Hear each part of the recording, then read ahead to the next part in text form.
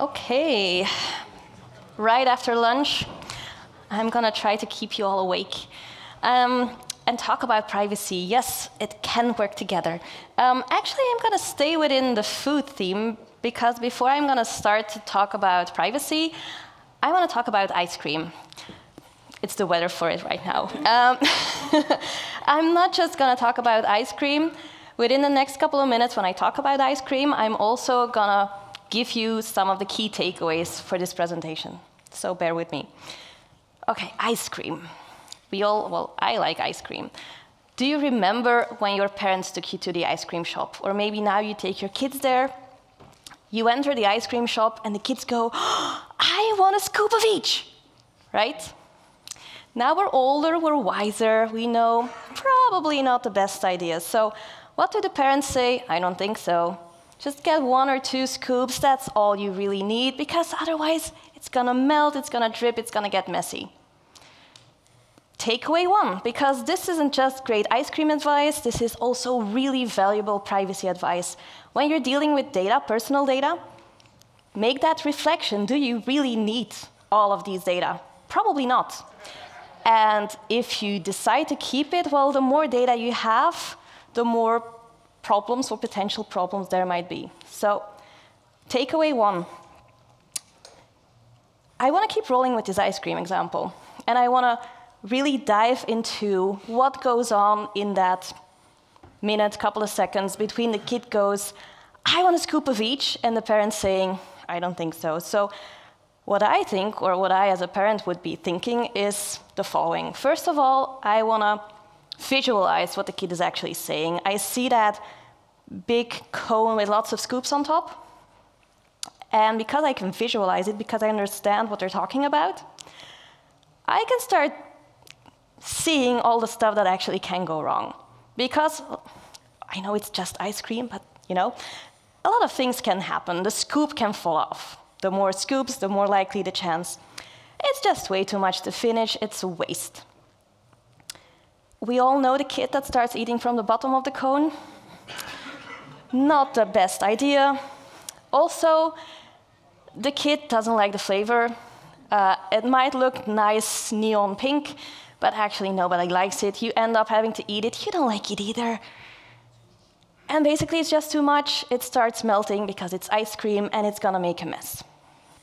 Because we can see all those things in advance, we can start thinking, okay, how can we mitigate this stuff? How can we handle this?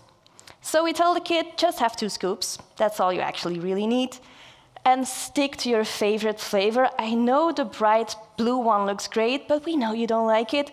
You prefer salted caramel, so just stick with that one. And let's scratch the cone, take the cup. That's really the best idea. Okay, almost at the counter, we have like a second to reflect on this. And actually, we kind of had a big lunch, so maybe we have just 1 scoop at this point. And we're at a different place where your kid thinks the salted caramel tastes too salty and caramelly. For those who think I'm making this up, I really wish. And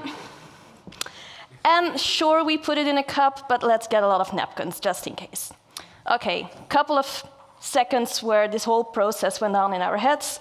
We reach the counter, we order a cup with 1 scoop of vanilla ice cream, crisis averted, we can enjoy the ice cream, right?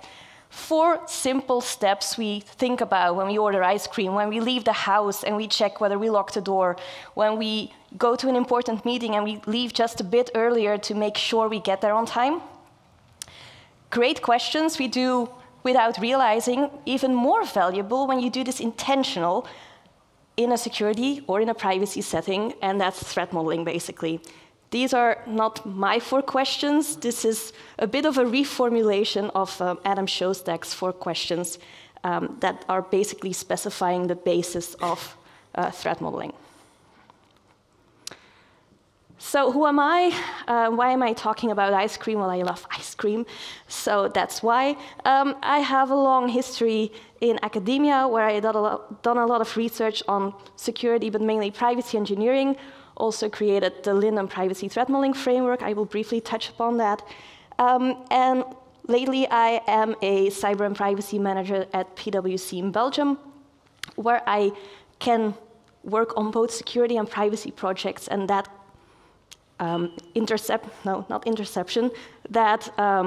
combination is what I think is the most interesting, because there's such a great overlap, but also so many interesting challenges to bring both of them together. Okay, so let's actually dig into it. Talk about privacy. So typically, when I tell people I work on privacy, I get a sigh, an eye roll, and the question, but why? Well, because privacy matters. It really does. Imagine you are sitting at home, and you see somebody snooping around your house, peeking in your living room, bedroom. That's very uncomfortable, right? Because people tend to say, well, privacy, I don't care, online privacy, it doesn't matter, I do nothing wrong. And it's great that we're all no criminals here in the room, but it doesn't mean we have nothing to hide. We all have things that we want to keep private, that we want to keep to ourselves, only share with close friends or relatives or nobody at all. So again, let's think about the offline world. When later on, the NDC party, we're mingling, talking to some people we don't know, and some random stranger comes up to you and starts asking questions like, hey, do you go running, biking often? Where do you work out? How does your house look like? Do you have lots of expensive stuff inside? And how is your love life going? Planning on having kids anytime soon? Creepy.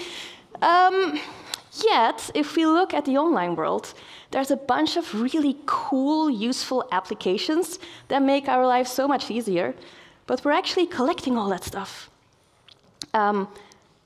We can set privacy settings in a bunch of those apps, like when you collect your running activity or biking activity in Strava, there is this privacy perimeter you can set that hides your exact start and end place, because otherwise you can see where you live. That's great in theory, but researchers showed that by just having 2 or 3 of those runs, you can still pinpoint the exact location. In your house, your most private location, we bring in a lot of really cool smart appliances, IoT devices, like Roomba. It's already from 2 years ago now. There was this beta test of a new device. Roomba, a robot vacuum cleaner, is equipped with a camera to make sure it doesn't bump into things. Great. But so it takes images of everything around your house, and it starts annotating those. Here you see cabinets, countertop, all those things. But really also the stuff you own, TVs, things you own. Pictures of kids. There was even a picture of a woman on a toilet. How do we know that? Well, because the people who were assigned to annotate or check the annotations decided it would be fun to share those images on social media. Similar to Tesla, was about the same time when Tesla workers thought it would be fun to share images of intimacy with their colleagues. So using the pictures they took from within your cars and just distributing it. And well, basically, we have all these types of really cool IoT devices, smartwatches, all those things. Great, but a lot of things can be deduced from that because it collects a lot of information. You can reveal pregnancy from that even. Okay, so fine, privacy, it's important. I mean, all those cringy examples I just gave, we feel that's not something we want, right? We want to make sure that doesn't happen to us. So we just give it to the lawyers, right? Compliance, they can handle it. Well, I think compliance is very overrated. I mean, don't get me wrong, I like the lawyers, I like the GRC people. They do great stuff, but they just do that on paper. When we want to make sure that all those cringy examples don't happen, we need to make sure we embed that in the systems. We need to make sure we have an engineering approach to that. We need to do security and privacy by design at the engineering time.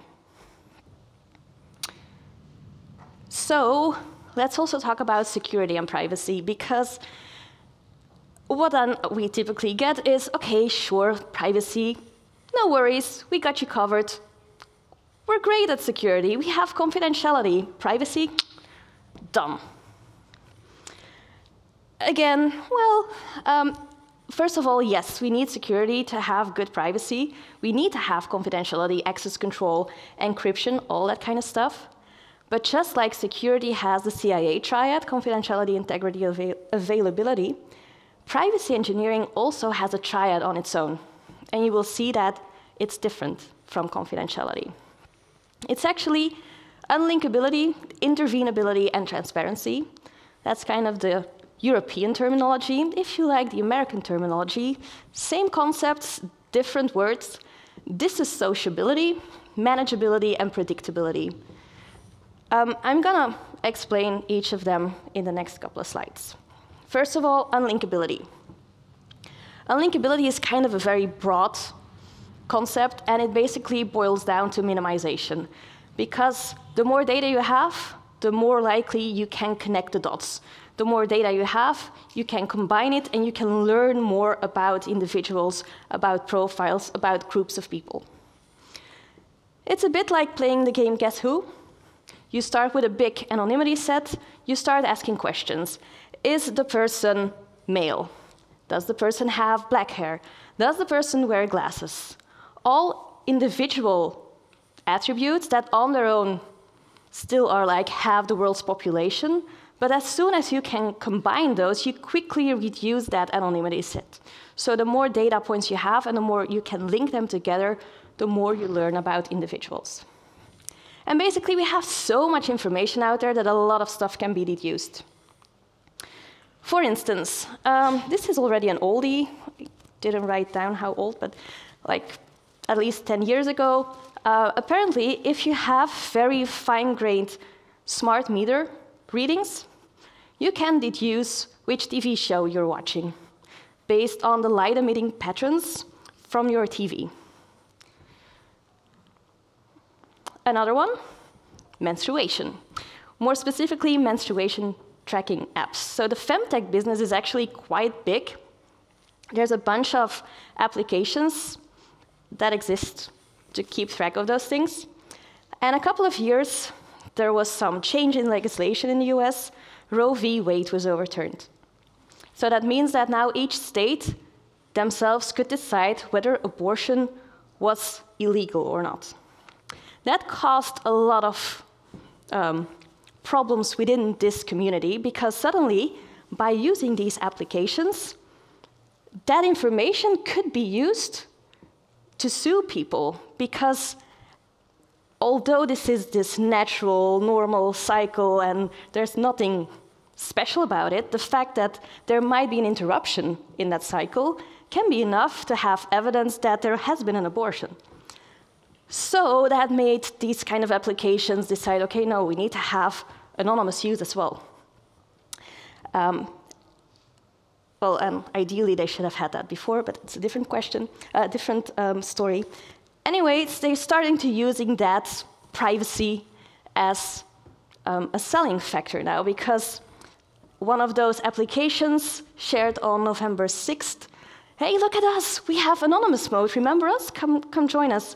I don't know if you know what happened on November 6th.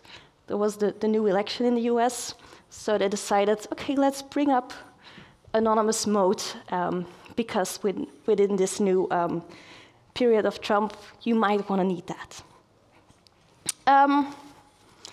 So a couple of examples on unlinkability and minimization. Transparency and intervenability. Basically, informing individuals and providing them with control about what happens with their data. Typical example, that kind of stuff. You see all these buttons popping up when you use websites, right? What you do, You just click on the big green or the big red button, whatever is showing up, and you move on with your life. And that's exactly how they are designed. These are dark patterns designed to trigger you to select basically the less privacy-friendly option. And in addition, if you would bother to check, it's also designed to nudge you into going for the less privacy-friendly option because you don't want to be the boring person, because you want to have the best experience that they pretend to be sharing. But so lately, companies are getting fined to use these kind of dark patterns. A very local example from back in Belgium, a couple of months ago, Mediahuis, that's parent corporation for a bunch of local news sites, they got a daily fine of 25,000 euros imposed. They still had I think a 30 or 40-day period to fix it before it was actually imposed, because they used dark patterns. They had this pop-up. It's in Dutch, I know, but you kind of see what they were doing, right? Because that's what dark patterns are for. They gave that cookie consent banner saying, we're going to use all your information. Do you agree? Big red button. Or do you want more information? The red button says, click me. So the DPA, the Data Protection Authority of Belgium, said, that's not good. In addition, there was this imbalance between how you could decline. So if you said agree, you could do that in the first window. If you wanted to say decline, you first had to go in that grayed out more information box, and then there was an option to say, I don't want it. There was a bit of fuss, like, should we do it, don't we do it? Eventually they fixed it, and this is how it looks like now. So they have everything at the same layer, everything in the same color. There's apparently even new fines being imposed because they used the wrong color, and there's a lot of stuff going on within that dark pattern legislation, so it's going to be interesting to see how that evolves. Just be aware that it's not only about the code, but also about UI, UX that has a big impact on privacy as well. Bringing it all together, one more example about where transparency, control, and unlinkability come together: cars. Mozilla posted a study a year and a half ago about what modern cars or car companies can collect about you. Name, address, phone number, date of birth, credit card number, sure. Driving habit, style, acceleration, location history makes sense to make the user experience better, right? Sure. Marital status, race, education, medical information, genetic information, keystrokes, voice prints, audio recordings, video recordings, gait, sleep activity, sexual activity, religion, and so on and so on. Your car can do this stuff, sure. And it's not like bad things would happen. Like, it's not like Tesla would leak these images or anything at all, right? Now, this analysis was based on privacy notices, so based on the documents that the companies shared with the users. But it's not just about the policies, about the notices. We actually see this being done, or at least being patented more. So a while ago, Ford asked or filed a patent to listen on in-vehicle conversations, to parse for keywords, and to give you advertisements based on that. Also, that information that the car can collect tends to be used to share with your insurance company.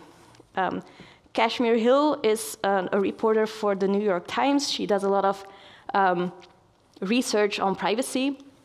She had a couple of articles on car companies that are doing this, selling information to, well, collecting information first of all, and then selling it to insurance companies.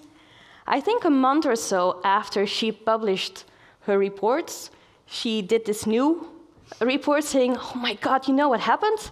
I got this letter from my insurance company saying this and this, so they can only know that because they have that information from my car. Me, I didn't share that information. I mean, I write stories about this stuff. So she went to look into it, and actually she did sign the consent to share it with the insurance company. What happened was that the car salespeople are trained to kind of slit that consent form in between all the documents and basically just trick people into signing it because it gives them a bonus or whatever. And apparently a lot of that information is available, so sure. So this is about transparency because people don't know. This is about control because people have no way to control this. And this is also very much about unlinkability and minimization because why the hell does your car need to know all that stuff? So, what are we going to do about it? Well, we have lawyers. That's one thing, but we can actually also do a lot of things from a more technical perspective.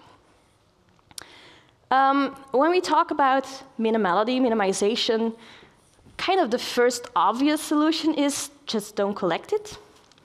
So that's step one. And if you collect it and you have processed it, throw it away, only keep the aggregated data. That's definitely a great approach. There's a bunch of de-identification techniques out there, such as differential privacy. As Vera pointed out in her morning presentation, it's great in theory. In practice, it's hard to do. It doesn't always give the best results yet. So there's things that you can apply. Also, synthetic data, for instance, so have AI generate new data based on your original data that mimics it. So it's no longer personal data. Can work, but there might be bias in there, some wrong interpretations, or still have some personal data left. So there are a bunch of techniques that can be applied. There's a bunch of research that still needs to be done. Transparency. I talked about UI, UX before, so definitely something to keep into account when you're developing. Make sure you don't have those dark patterns. There's fines that show you that it's a bad idea, but also from an ethical perspective, don't trick your users into doing stuff. Privacy notices. I know it sounds very much like the lawyer needs to do it, but if the lawyer writes it in the beginning of the project, it's not going to represent what the system is actually doing. So there's also work being done on extracting those notices based on code, which is called transparency enhancing technologies. And then when we're talking about control, about giving the individuals control, consent management is an important one. And from a privacy perspective, it's not just getting yes or no integrated in your access control, it's also keeping track of revoking consent, re-giving consent, because you actually need to be able to prove that if you go in the logs, that at that point in time, the individual actually consented.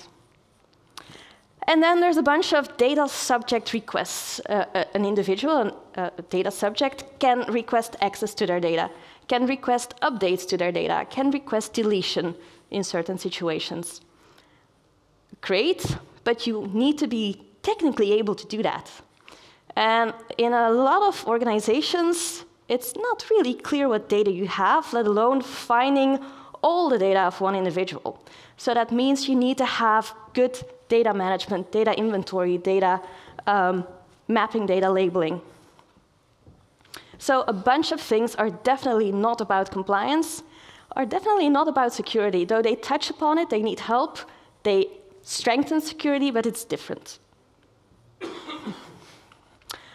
Okay, so fine, it's not confidentiality, but you just said it's different. So that means we can't do it.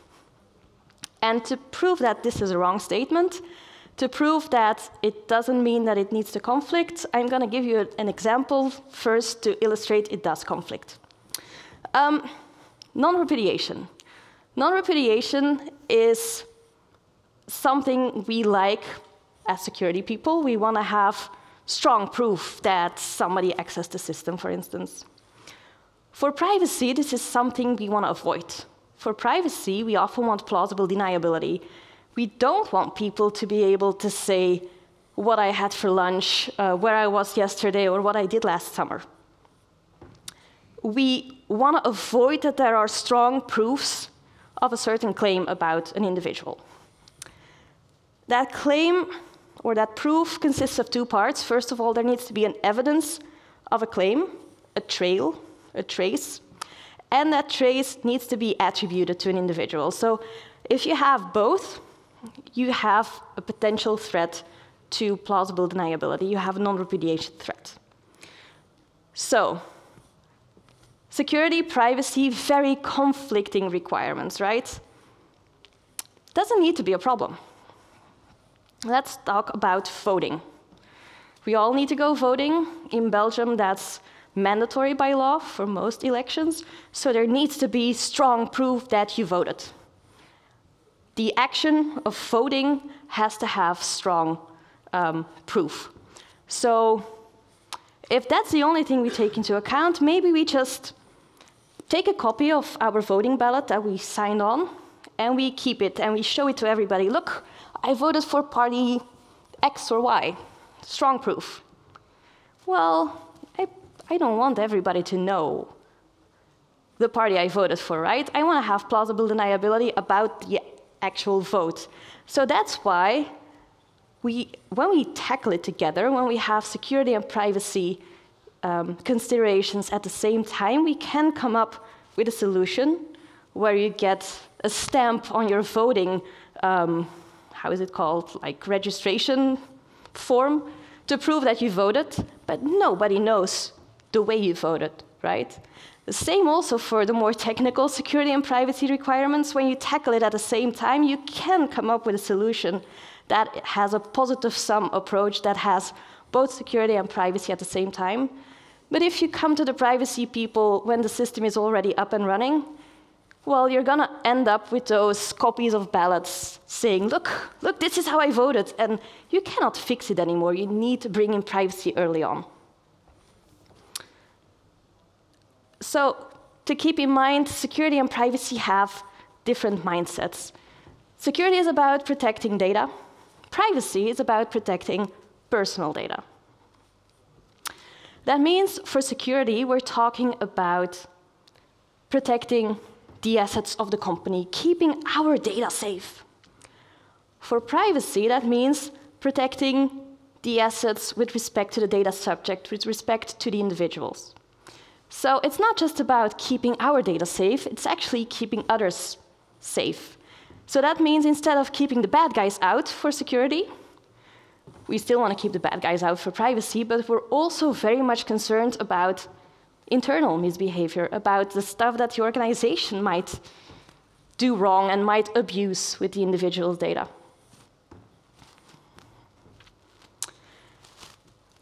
But this is where privacy and security can actually strengthen each other.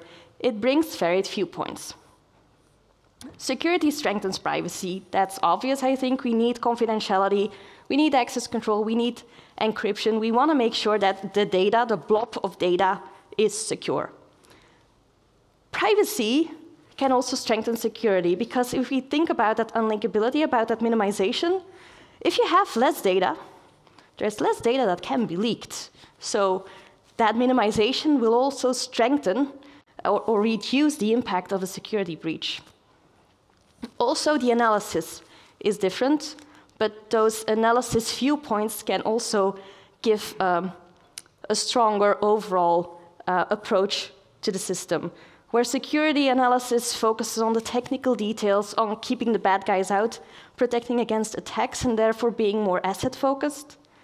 Privacy focuses more on the logical flow, the business flow, the data, the individual. And well, if we focus on the individual, we actually focus on the value that our system can bring. So that's great. We focus on the data, which we already talked about before. It's great also from a security perspective, because if you know where the data is and which data is most valuable, you know where you need to focus your security controls as well. Yeah, I know, but we already do security. Exactly. We already do security. And privacy and security share the same foundation, so let's leverage that. Let's align and integrate privacy in that security development lifecycle. We don't want to be the privacy people that come in and say, hey, I have this great idea.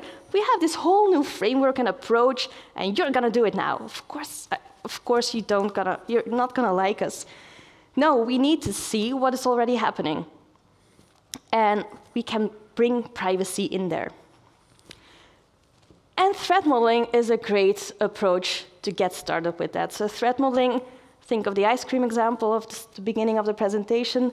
Threat modeling is a structured approach to analyze a system representation and find security and privacy problems. It consists of the 4 steps, as I talked about before. What are we working on? What can go wrong?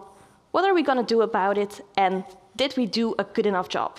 Not my 4 questions, Adam Shostak's 4 questions, who actually wrote a Bible on threat modeling.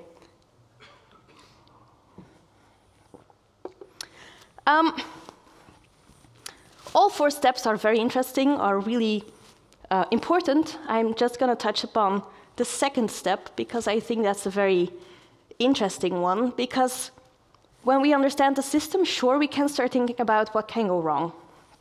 But if I just say, OK, here's a system architecture, now go privacy, or even now go security.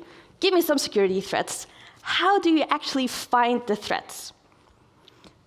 Well, there are a bunch of threat modeling approaches, frameworks, repositories out there that can actually give you support, that actually help you think about these kind of things. Stride is probably the best known security threat modeling approach, created 25 years ago at Microsoft. Linden was very much inspired by it and describes 7 privacy threat categories, basically. Not just acronyms for the threats you need to think about, but it actually also has a bunch of knowledge underneath it. So for each of those categories, you either have threat trees, the top part, or cards. I forgot to bring them for show and tell. But you can find everything freely available on the Linden website. What you can actually do is you can use the cards or use the trees to guide your analysis to really see, OK, we're going to look at this specific potential threat, look at our system and see, does it apply? So instead of just shooting randomly to a system, you can use this stuff as a structure to guide your analysis. Or other frameworks. I'm very biased about Linden, obviously. So threat modeling was a very short introduction. Actually, the next talk, I think it's in room 4, is also going to be about threat modeling. So I'm definitely going to be there. And it's about threat modeling, so it has to be good. So I invite you all to go there too. Threat modeling is more than just finding the threats. It's more than just pointing at what can go wrong. It's actually, I see it as a foundation for security and privacy development lifecycle because it gives you that structured approach. You can also bring it back to your lawyers because the lawyers or the DPOs are going to ask you to do a data protection impact assessment or privacy impact assessment. It's basically threat modeling. It's basically looking at what can go wrong and documenting it. But it's more than documentation. That's where DPIAs typically go wrong. They want to put it in this big 40, 60-page document that's just going to be filed in a bottom drawer. That's a waste. We actually want to use those outcomes from threat modeling and use them as drivers for your security and privacy development lifecycle, because that outcome can be provided to the architects, can be provided to the developers, to the testers. And in that way, it's not just something that you use for security, but also for privacy, and that's how we can bring security and privacy closer together, because those 4 steps, what are we working on, what can go wrong, what are we going to do about it, and did we do a good enough job? It's the same for security, the same for privacy, so if we combine them, it's more efficient and more effective. Yeah, sure, makes sense, but we can't do it. It's too hard. not going to lie to you. I mean, I like threat modeling, I like Stride, I like Linden, but it's not going to be the magical solution, because it's true, privacy is... Oh, something happened here. Yeah. Privacy is complex. There's a lot of layers that need to be analyzed. We start from a feature. We want to build a new feature. We see the technical details. We want to analyze that. Great. But that feature lives in a broader system, in a broader ecosystem. That has impact on the privacy as well, because that feature might introduce new information to the broader system or uses information from that system in that feature. Is that supposed to happen? That personal information gets exchanged. Also, the business context is important, because if we just look at the technical part, a feature, for instance, to analyze medical images, that same exact technical feature, if you use that in a hospital setting, has completely different privacy impact than if you use exactly that same technical feature and plug it into some Facebook extension, I don't know, weird application. Obviously, the same thing technically can be very sound, but if you use it in a wrong way, it's going to have a big impact on privacy, right? That's because the entire environment actually impacts the privacy implications. It's also about the location where the feature will be used. Is it going to be US legislation, European legislation, Asian legislation, and also culturally there might be different expectations about privacy. So who are your users? Who are the individuals? What are the expectations? Privacy is very much about the cringe factor, like will it be okay for the people? Okay, a bit of an intermezzo. Anybody knows what this building is? Yes. Sorry? Yeah. So it's the Sagrada Familia in Barcelona. It is an amazing design. It has been designed, I think it's 120, 140 years ago. It has been raved about by a number of art historians, architects all around the world, saying it's amazing design, it's wonderful, glorious, fantastic. Also, as pointed out, it's still not finished. So you can have really great ideas, but ideas and practice are not necessarily the same. Why am I saying this? Well, that also applies to security, but also very much to privacy. We don't strive for perfect privacy. We shouldn't strive for perfect security either. We want to go for reasonable privacy. I had so many people coming up to me saying, you know, when GDPR entered into force, or after talking to that person, we really wanted to do privacy. So we start looking into all the legislations, all the requirements. We really dove in for a couple of days, couple of weeks, couple of months, and then we decided it's just too much. We cannot do it. We decided to quit. And that's a shame. I mean, just start small, start somewhere. If you take anything home with you after this talk, it's the first takeaway from the ice cream. It's that first reflection, do we really need the data? If not, just don't collect it. That's like step one, and you can extend on that. You can build really big privacy programs, but they're not gonna appear overnight and work right away. Start small and see and extend on what can be done. Okay, sure. I get it, it needs to be done, it's engineering. Still, we're security people, we're not privacy professionals. Exactly. Exactly, you are security professionals, and we need that. Leverage your security expertise, leverage your approaches. Security is a much more mature domain than privacy is. So we really need this experience and expertise.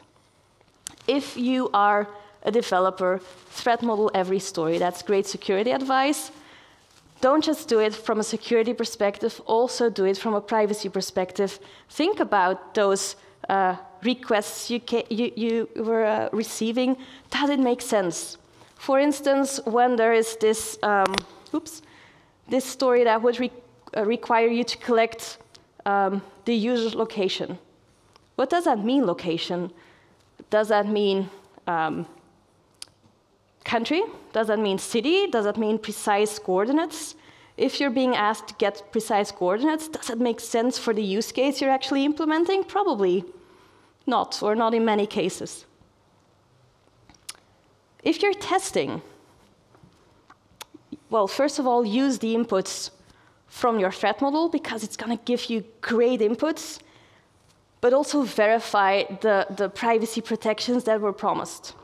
And yeah, another great, I was talking last week with somebody who was doing physical IoT pen testing, and they were saying, it's really hard to do because you get these lengthy documentations on how circuits are connected and stuff. It's very technical, I don't get all of it. But he was very confused, well, not confused, he said it's very complicated. And then he pointed out there was this one project they worked on that had done a threat model.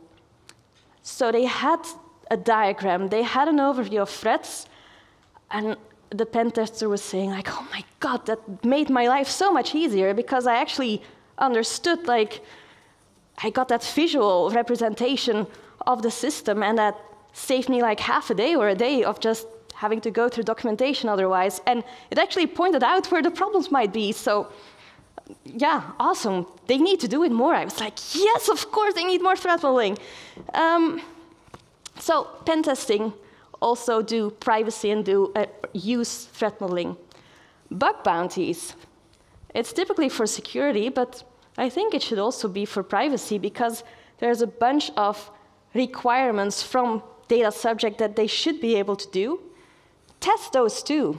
Also use it the way around, because data subjects should be able to request their data, should be able to delete their data. I see some potential of abusing that, so something that needs to be checked as well. So, to summarize, privacy is important.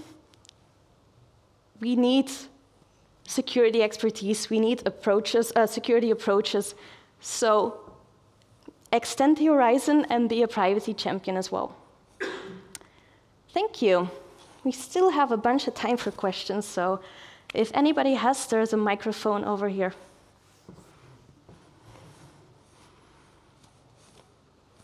Or everything is clear. Yeah. Do you want to come to the mic? Okay. Regulation is a hot topic now. Yes.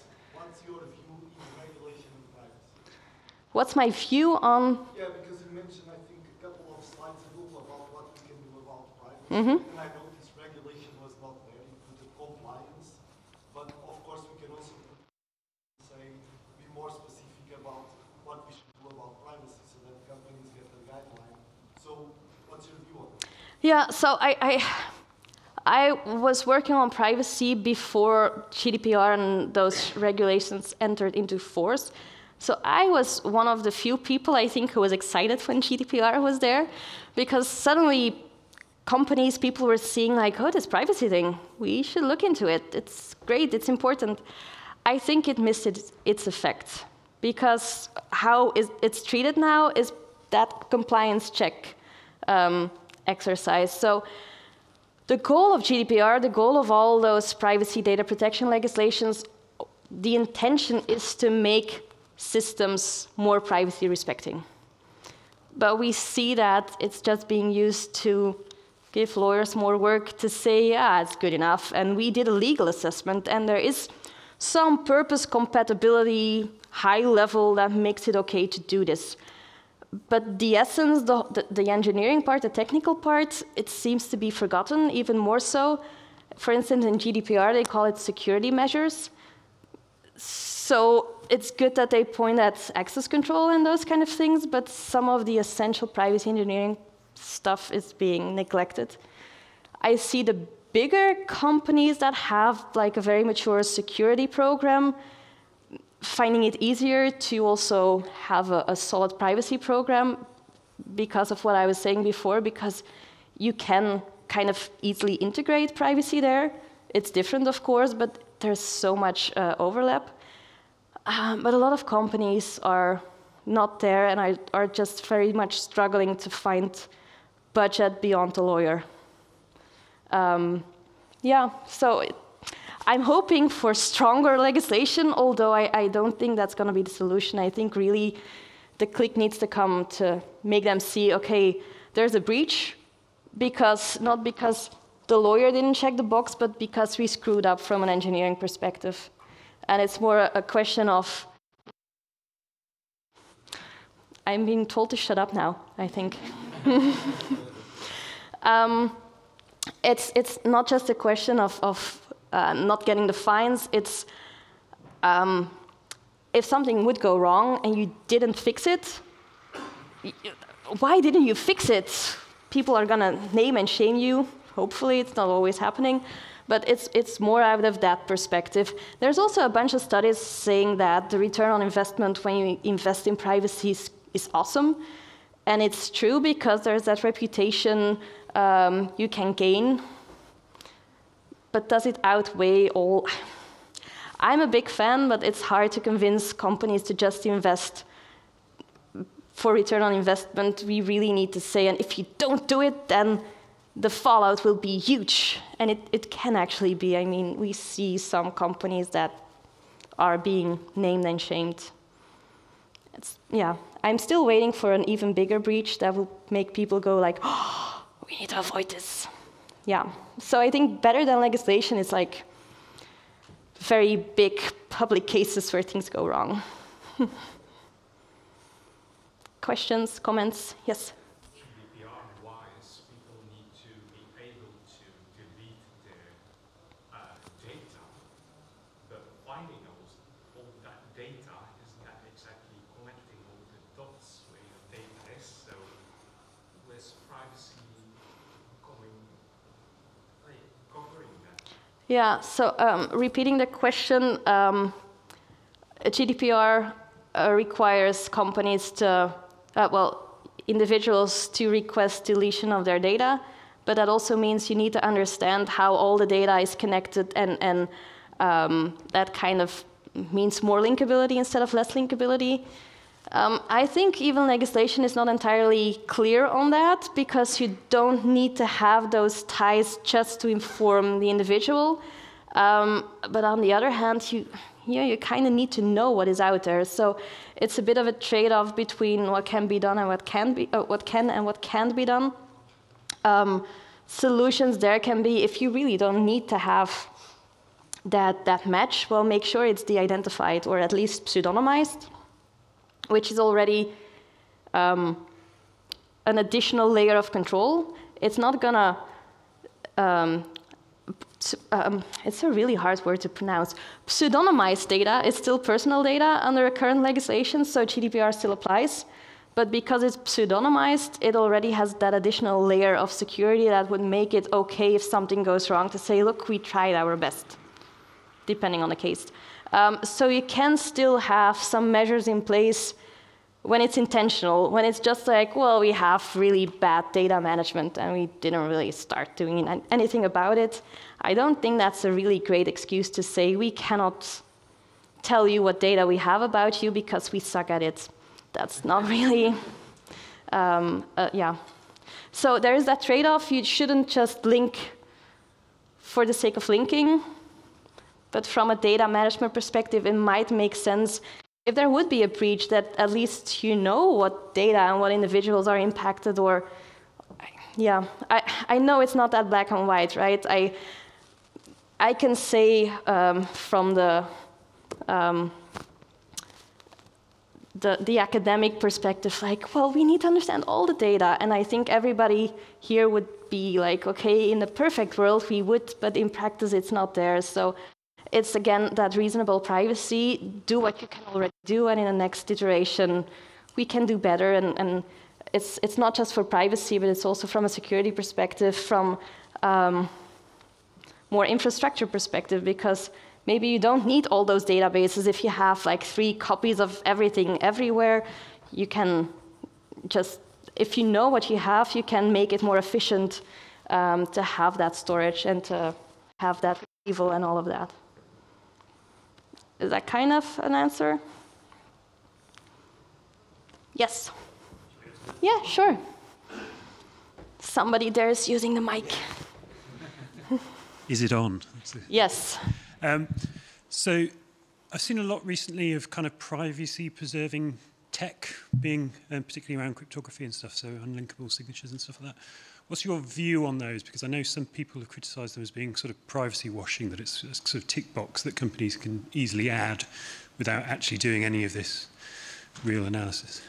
I think there's a bit of both. I think there's, I mean, the whole pets, privacy enhancing technologies world, I think for 20 or 30 years there has been research going on about that, and there's a bunch of really great theoretical research about it that theoretically is very sound, but that stuff tends to be hard in practice because it takes a lot of computing time, it takes a lot of communication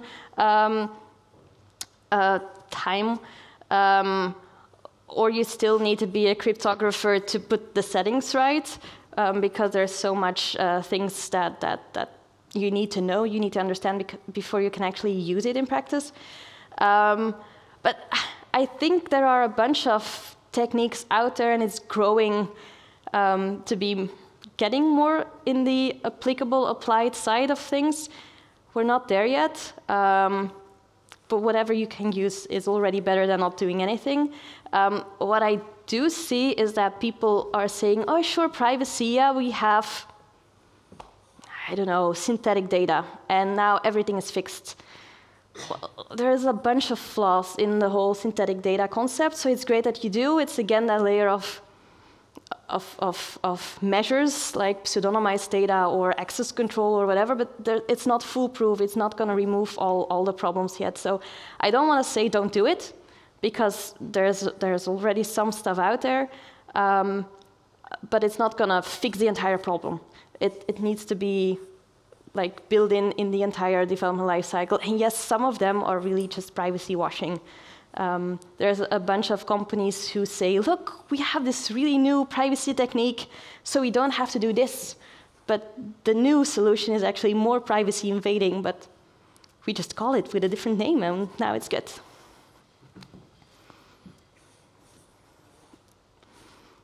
Anything else? Okay, now we can have another coffee and wake up for the next presentation.